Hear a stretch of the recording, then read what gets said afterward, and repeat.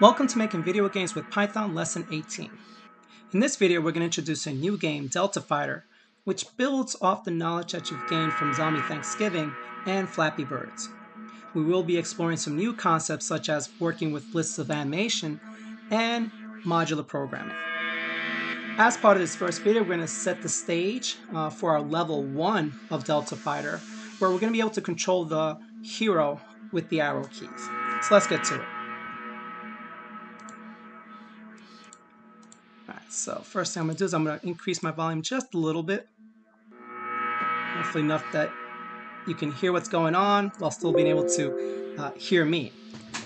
So Delta Fighter is a shooter game. So we're going to be able to control this ship with the arrow keys and hopefully defeat the big enemy invasion.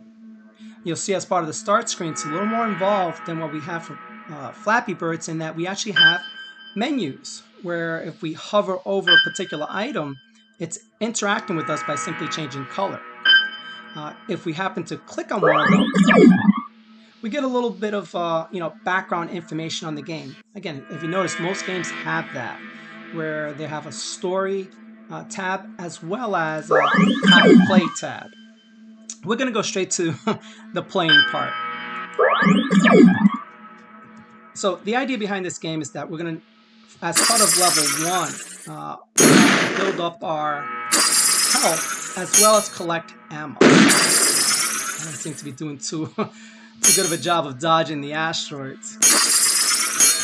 So ideally, we want to be able to collect the health, which are the red crosses, and the ammo, which are the blue plasmas. We want to collect as much as we can for level 2, where we're going to encounter the big boss. You'll see that instead of numbers, we have bars to represent our health as well as our ammo. Press the space bar to shoot, and the enemy has little minions at us. So we have to kind of dodge them or shoot them as well. But we have to use our ammo to shoot we'll run out of the boss. And there's again. So we were able to successfully kill the enemy boss, giving us a nice little, kind of game over screen where we've accomplished the mission. So hopefully you're excited about building Delta Fighter, and let's get started with level 1.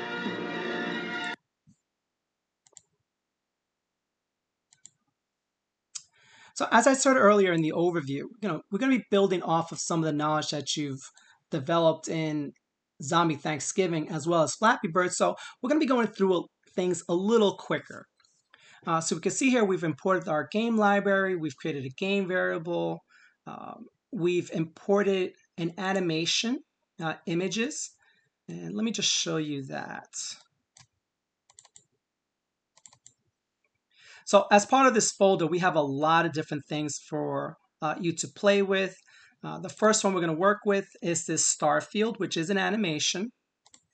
It's 5,000 by 1,000 because it has 5 frames in this animation. So each animation is 1,000 by 1,000. We also have this image of our hero, which has the flame animated at the bottom. So there's 3 pictures and the total picture is 288. So again, we need that knowledge in order to create our animations. So we can see here we created BK. From that field, that animation, it has 5 frames we associated with the game, and each frame has a width and a height of 1,000. Unlike Flappy Birds, where we use the solid image, we're actually taking the animation and setting it as the background, which is going to give us a nice effect. As for the hero, again, if you recall, the whole picture was 288, but there was 3 of them in there. So we divide 288 by 3, that gives us the width of each of the spaceships. And then the height of each spaceship is simply 96 because there was only one image in a single row. The last number, if you recall from Zombie Thanksgiving, allows us to control the speed of the animation. So the higher the number, the slower it goes. What we have here is our basic game loop. So while the game isn't over, we're going to process our input and we're going to scroll that background that we associated with the game, which is an animation. So let's just see that. Again, because that's nice to watch, the fact that it is an animation and that it's also scrolling. So again, you could set pretty much anything to your background, whether it's a solid image or an animation. Again, whatever is appropriate for your game. The next thing we need to do is to now draw our hero, which again also happens to be an animation. Now before we play it again, let's offer some controls for our hero. So we're going to detect if the player has pressed the left arrow key. And if the player has pressed the left arrow key, we want the ship to move to the left. And that's simply decreasing the hero's X value by some amount. All right, so let's see that. All right, so if I press the left arrow key, ship moves to the left. And right now it's not going to move to the right because we haven't programmed it. So let's go ahead and copy and paste that. And let's switch this over to right.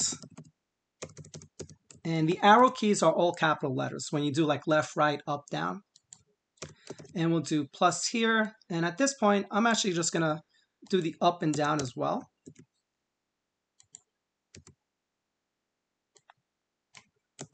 So we'll say up and down. And let's not make the mistake. I do this often. A little copy and paste and you forget to update your variable. So if I press up, I want to decrease my y. If you recall, the y coordinate in most video games is inverted in that to go up, you have to decrease the y.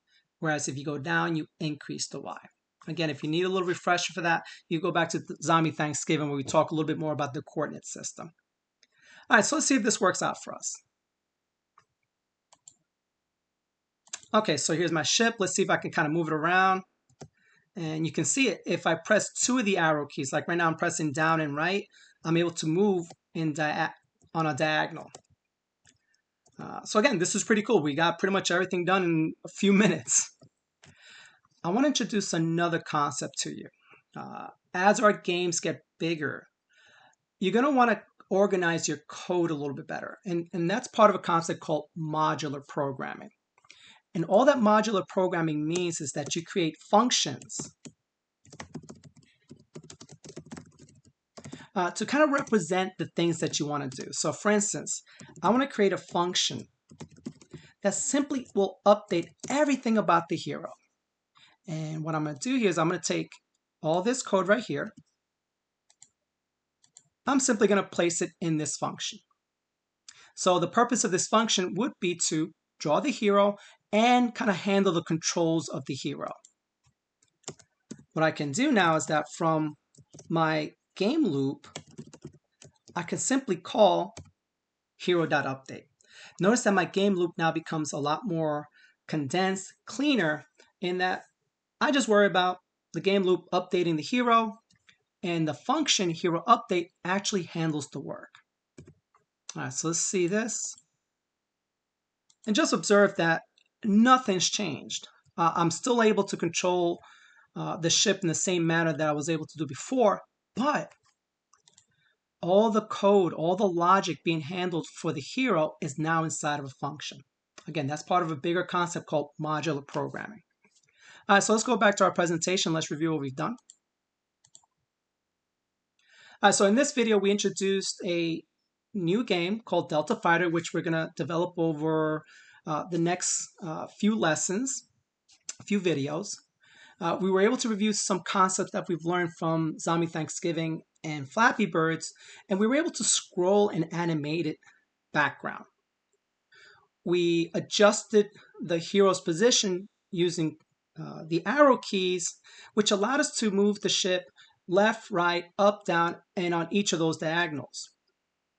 Instead of leaving all that code inside of the game loop, we actually created a function called hero update, and we put all the code, such as drawing the hero and the if statements to control the hero's position, in that function.